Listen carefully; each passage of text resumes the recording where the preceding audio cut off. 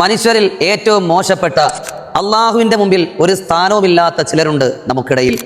നമ്മൾ ആരെങ്കിലും അങ്ങനെയുള്ളവരാണെങ്കിൽ തിരുത്തലാണ് ഏറ്റവും നല്ലത്. അല്ലെങ്കിൽ അള്ളാഹുവിൻ്റെ മുമ്പിൽ വിലയില്ലാത്ത ഒരു അടിമയായി നാം ഇവിടെ ജീവിച്ചു മരിക്കേണ്ടി വരും.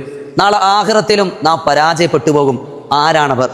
ഇരട്ട മുഖമുള്ളവർ, അതായത് ഓന്തിൻ്റെ സ്വഭാവമുള്ളവർ.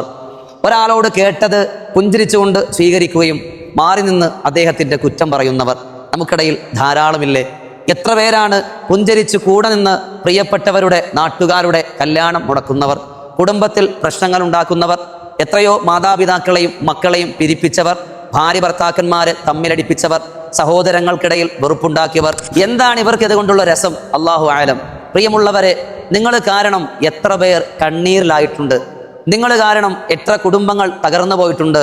നിങ്ങൾ കാരണം എത്ര ജീവിതങ്ങളുടെ സമാധാനങ്ങൾ നഷ്ടപ്പെട്ടിട്ടുണ്ട്.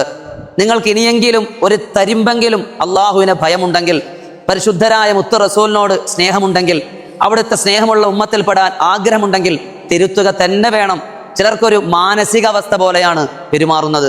ഇനിയെങ്കിലും അവിടെ കേൾക്കുന്നത് ഇവിടെ വന്ന് പറയുന്ന അവസ്ഥ അങ്ങ് നിർത്തിയേരെ. അവസാനം പറഞ്ഞു പറഞ്ഞ് നിങ്ങൾ എല്ലാ മനുഷ്യർക്കിടയിൽ വെറുക്കപ്പെട്ടവരാകും.